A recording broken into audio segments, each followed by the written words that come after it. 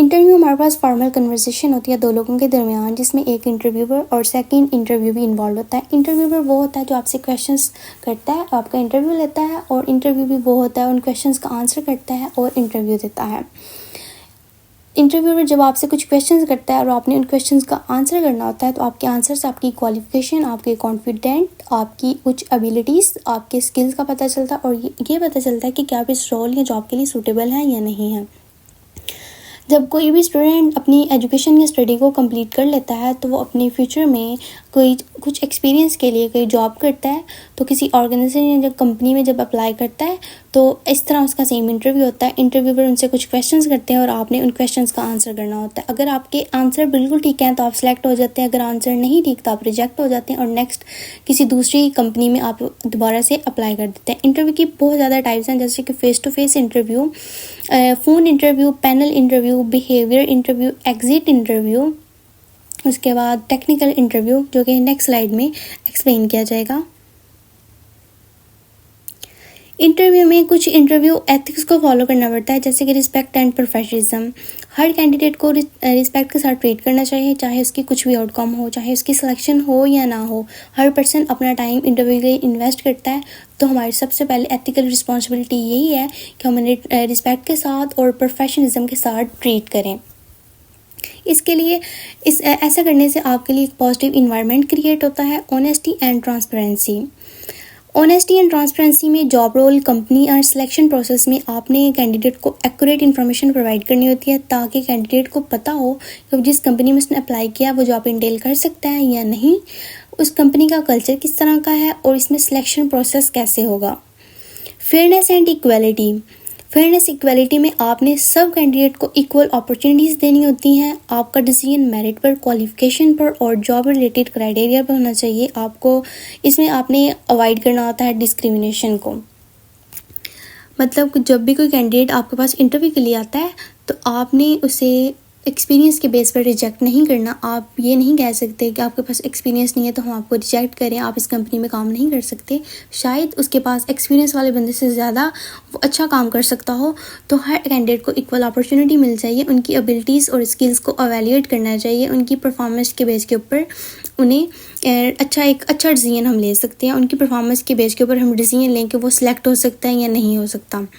Confidentiality. आपने interview में जब कोई इंटरव्यू प्रोसेस में जब कोई कैंडिडेट आपके साथ अपनी पर्सनल या प्रोफेशनल डिटेल शेयर करता है, तो हमारा फर्स्ट एथिकल रिस्पॉन्सिबिलिटी यही है कि हम उनकी प्राइवेसी का ख्याल रखें, उनकी प्राइवेसी को प्रोटेक्ट करें। क्योंकि जब कोई कैंडिडेट अपनी पर्सनल या प्रोफेशनल डिटेल शेयर करता है, तो इसमें इसका personal identification number, credit cards, password होते हैं। अगर हम उनकी प्राइवेसी का ख्याल रखेंगे तो इससे उनका ट्रस्ट मेंटेन होगा। Informed consent. इंटरव्यू प्रोसेस में आपने कैंडिडेट को फुली इन्फॉर्म्ड करना होता है। उसमें आ जाता है format, duration and expectations. Candidate को पता होना चाहिए कि जब वो इंटरव्यू के लिए जा रहा है उसने कौन सा फॉर्मेट फॉलो करना है, कौन से प्रोटोकॉल्स उसने फॉलो करने हैं, और कितनी देर तक इंटरव्यू चलेगा, और क्या एक्सपेक्टेशंस हो सकती हैं।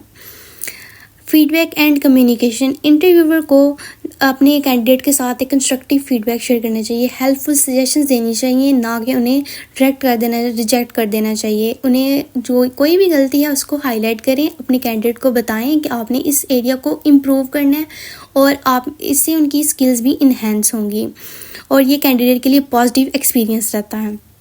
Avoid conflict of interest. Interviewer को चाहिए कि वो अपना कन्फ्लिक्ट ऑफ इंटरेस्ट को अवॉइड करें।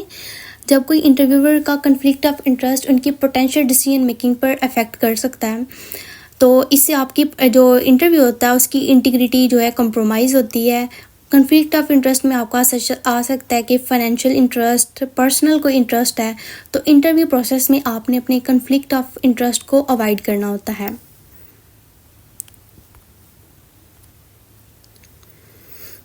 Interview versus professional interview.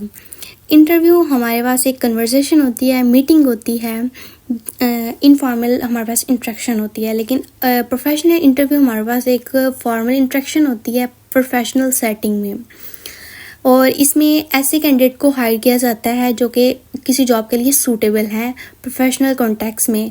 Professional interview में आपको कुछ प्रोटोकॉल्स को, कुछ फॉर्मेलिटीज़ को फॉलो करना पड़ता है।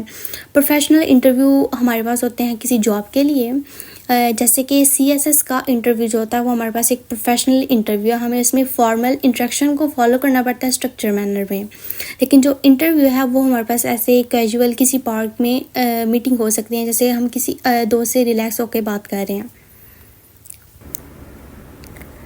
इंटरव्यू और प्रोफेशनल इंटरव्यू में कुछ मेन की डिफरेंस है। जैसे कि प्रोफेशनल इंटरव्यू मैंने पहले बताया कि हमारे पास एक फॉर्मल इंटरेक्शन है, जो कि इंटरव्यू हमारे पास इनफॉर्मल इंटरेक्शन है। प्रोफेशनल इंटरव्यू में आपको कुछ चीज़ों को फॉलो करना पड़ता है, जैसे कि इसमें फॉर्मेलिटी ये है कि आपको इनफॉर्मल इंटरेक्शन फॉलो करनी पड़ती है स्ट्रक्चर मैनर में। जैसे कि CSS का इंटरव्यू होता है, उसमें आपको कुछ फॉर्मेट को फॉलो करना पड़ता है। अगर आपका उन फॉर्मेट को फॉलो नहीं करते, आपका इंटरव्यू अच्छा नहीं होगा, आपका फर्स्ट इंप्रेशन लास्ट इंप्रेशन अच्छा नहीं होगा और आप सिलेक्ट नहीं हो सकते। आपका पर्पज़ क्या है? प्रोफेशनल इंटरव्यू में आपको जॉब रिलेटेड क्वेश्चंस पूछे जाते हैं, इसके अलावा आपसे क्वेश्चंस नहीं पूछे जाते। जिस जॉब के लिए आपने अप्लाई किया है उससे रिलेटेड आपसे क्वेश्चंस पूछे जाएंगे।